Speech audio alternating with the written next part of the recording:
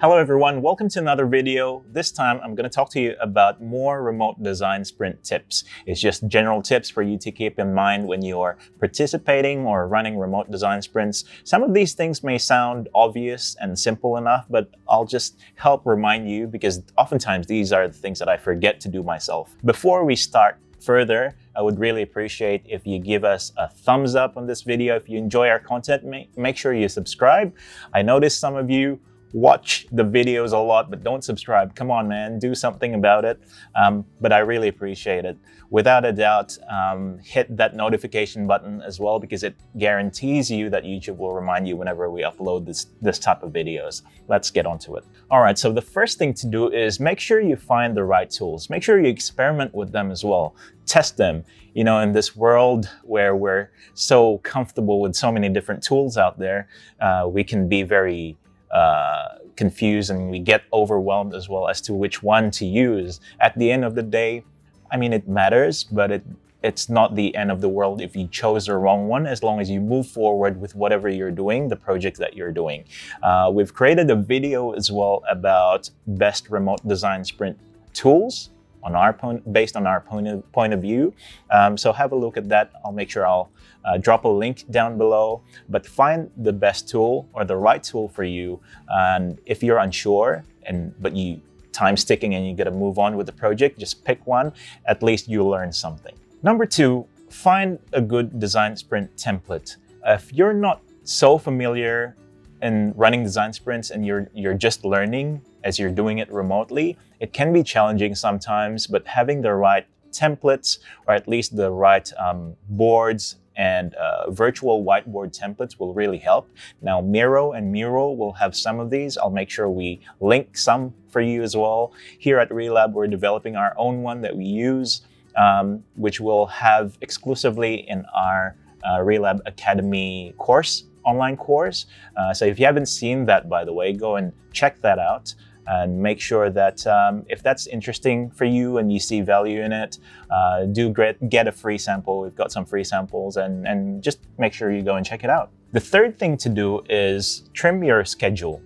Now, in traditional design sprints, when you're doing it face-to-face, you have a lot more time and control that you could do a little bit more with your schedules and a little bit more fun activities here and there.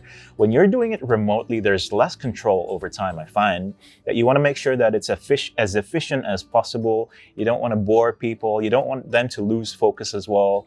Having them in front of a computer and they may be playing with their phones or they get messages and notifications in their computer. Distraction Distraction oftentimes happen, basically. So what you need to do is trim schedule, make it compact, make it as efficient as possible. The fourth thing is you got to do more beforehand as a facilitator and as participants as well. So if you're facilitating, make sure you prepare some good reads for your participants or your team members. Give them some tips as well. Give them more information up front because that will guarantee the process become a lot more efficient rather than not.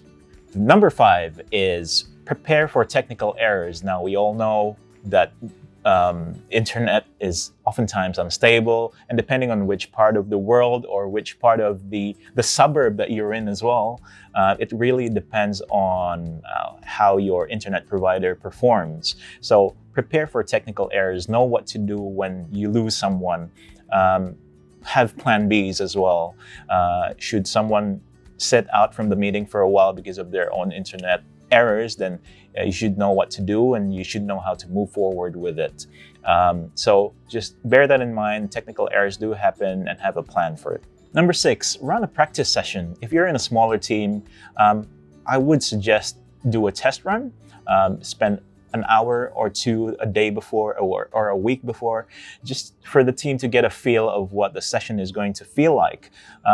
If you are in a team where everyone is a master in design sprints or is a master in workshopping, then you don't really need to do that sort of thing. But if it's new, if it's something that is quite fresh for some of the team members, then I would suggest run a practice session. It definitely helps.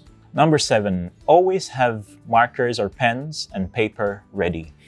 Although we're doing it remotely and we'll be using virtual whiteboards like Mural or Miro, nevertheless, pen and paper, markers and paper still help. And oftentimes in sessions like sketching or solutions or crazy eights and things like that, it's a lot easier for people to do it on paper as well. And especially if they're taking notes for themselves, which they don't really need to share with everyone, but they just need to write notes. It's a lot easier if they just have paper, pen, markers handy with them.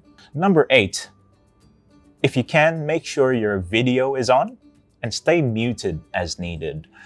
Why do I say video on? Is because it just creates a lot more connection between you and your team members and the participants. Without a video, they'll be seeing an avatar or just your initials in a circle, which does not create that emotion that you need. And at least if you're not doing it face-to-face, that's probably the best thing that you could do, is just to switch your video on and let people see you. If you're worried about not being presentable, then for God's sakes, make yourself look presentable, okay?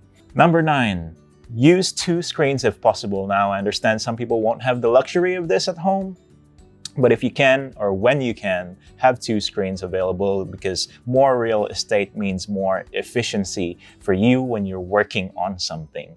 Unless you're just typing email or browsing around for the next best sneaker, use 2 screens if you're in a design sprint, if you can. Number 10, let people sketch on paper. So as I was saying earlier, have paper, pen, markers handy, but sketching-wise, let them use paper and marker, or if they're high-tech and very, very savvy, they can use iPad and a pencil or any type of tablet that allows them that same experience as writing or sketching on paper, because oftentimes ideas come out of those things as well, other than designing on the machine. The next thing is over-communicate everything. Always assume for the worst that people can't hear you. So make sure your voice is loud and clear. Assume that you'll need to explain things very, very clearly, because otherwise people won't really understand what you're trying to say. So this is particularly important for for facilitators, but as equally important for participants when they're trying to explain their idea, or when it's their turn to come up and talk about their goal, their solution, or whatever. Number 12, go easy on user testing. Because we're doing it remotely, assume that some user testers are not going to show up for some reason. So if you can't have all 5, 6, or 7 user testers in the one day, or for some reason you just don't have some of them show up, go easy on yourself and the best thing to do this is to allow for an extra time the day after or the week after for another round of user testing. So always have backups on things like this. And as I was saying earlier, take it easy on your schedule as well, but make it compact and make it clear for the testers to know exactly what they're doing. We will be doing another video about running user interviews in a remote design sprint scenario. So make sure you watch out for that one to come up. And finally, this sounds obvious, but sometimes people forget about this, is make sure everything is saved.